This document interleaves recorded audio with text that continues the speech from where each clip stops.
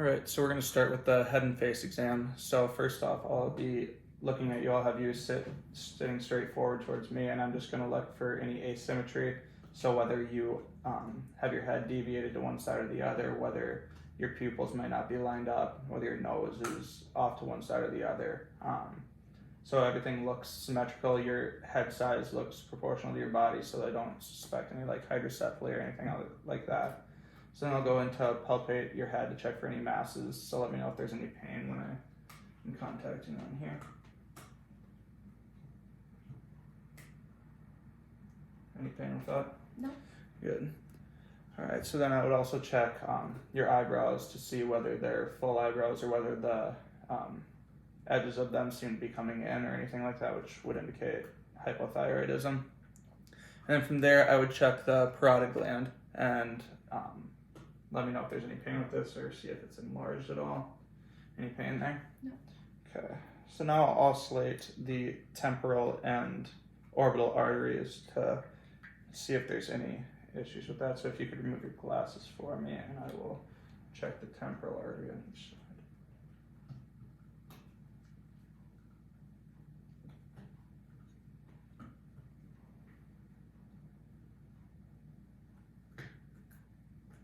Good.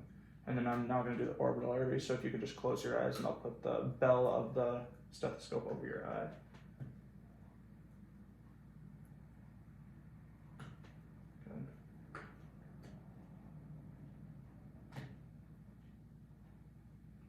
Good. So then we'll do the trigeminal nerve assessment. So we're gonna feel along the face to see if there's any differences in the feel there, and then we will do the other test after that. So if you could close your eyes for me and let me know if this feels the same or different. Does it feel the same or different? The same. Okay. And then to check some muscles of mastication, I will have the patient bite down on the tongue depressor on each side, and then I'll pull out and just try not to let me pull it out. So if you could open your mouth and bite down on this side, and then just don't let me pull it, and then you can release.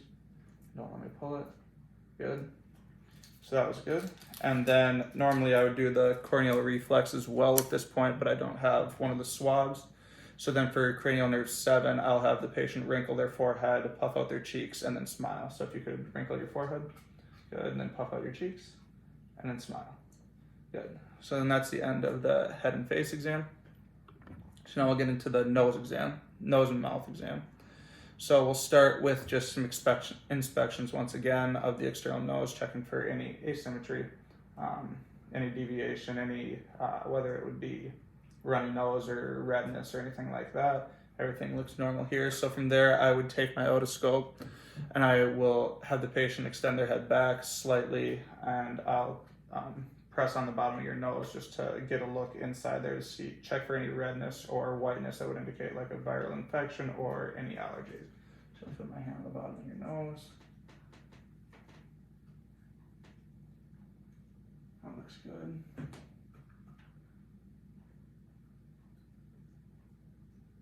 Good. No, that's off. And then from there, I'll have her perform the nasal patency test, and then we'll go through the sinus test. So if you could plug one nostril and then try to breathe out through that nose. Good. And then switch into the other side. Good. So she can breathe through both, so there's no issues there. And then we'll go through the sinus test. So I'll be pressing on your maxillary and frontal sinuses, and just let me know if there's any pain with any of those.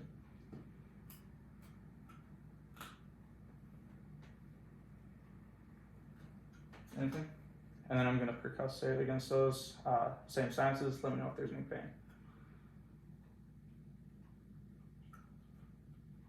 Okay, good. So then now we'll get into the mouth and oropharynx test. So once again, I'll take the tongue depressor, and after inspecting on her lips, just to see if there's any moisture decrease or cracking on the outside or any cold sores or anything like that, then I will go and look inside the mouth. So if you could open up your mouth for me. And actually, I'll take this off so I can get some light in there.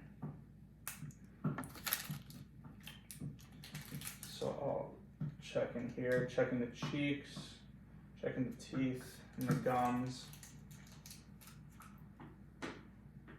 for any redness, swelling, bleeding, anything that looks abnormal. That's good. So then I will go through some different tests. So I'll have her say ah as I depress the tongue with the tongue depressor, and we're checking for the soft palate to rise up, and then we'll go into the different nerve tests. So if you could open your mouth and say ah. Ah.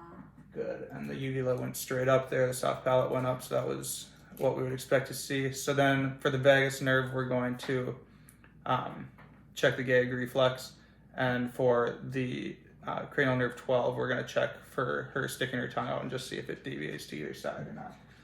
So do you have a gag reflex? Yes. Okay, so I'm going to just reach back and I'm going to touch it very lightly.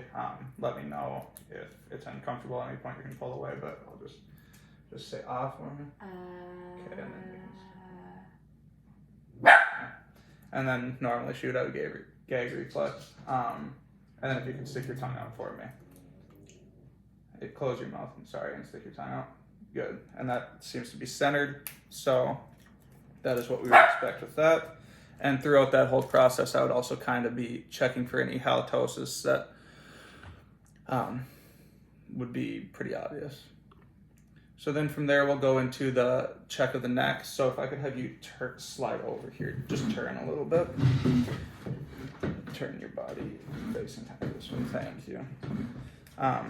So from here, I'm gonna, once again, just check any skin, check for any skin lesions, moles, cuts, redness, anything like that that might indicate an underlying issue. But after that, I'm going to check down on her neck and check for her to, or mainly check the thyroid gland. So I'm going to use tangential lighting on the side and see if there are any shadows that get created that would indicate increased size of the thyroid gland. So if you could extend your neck back slightly. Good. So I'm just going from the side here, checking to see if there are any shadows.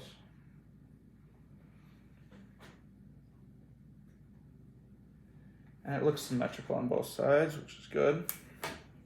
So I don't suspect anything off of that. So then I'll palpate the thyroid gland. And if you could swallow.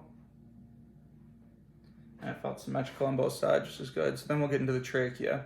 So I'll take my middle finger on the trachea and then my 2 fingers on either side. I'll palpate the trachea. And if I could have you swallow once again. Good, so that should go up and down symmetrically without deviating to either side, and it did, so that was good. Then we'll go into the lymph nodes. So you're gonna feel my hands kind of around your head. I'm just checking for the different lymph nodes, checking for an increased size or any tenderness with any of them. So I'm gonna check the preauriculars, postauricular, occipital, tonsillar, submandibular, submental, clavicular, posterior cervical, and then the anterior cervical lymph nodes. And nothing felt abnormal there. So from that, then I will once again auscultate for the carotid artery, listening for any bruits in there. So if I could have you just slightly turn your head that way, good. So I'll find the carotid artery, good.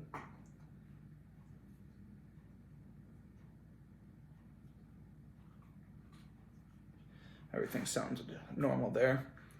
And then the last thing that we have here is the strength test for the SCM in the upper trap. So I'll stand behind the patient and I'll have you turn your head down and towards your shoulder a little bit. Good. And then just don't let me pull you up. Good. And then if you could do the same thing down towards this shoulder. Good. And then if you could try to raise up your shoulder here against there. Good. And raise this shoulder. Good. So then that should be the end of the test.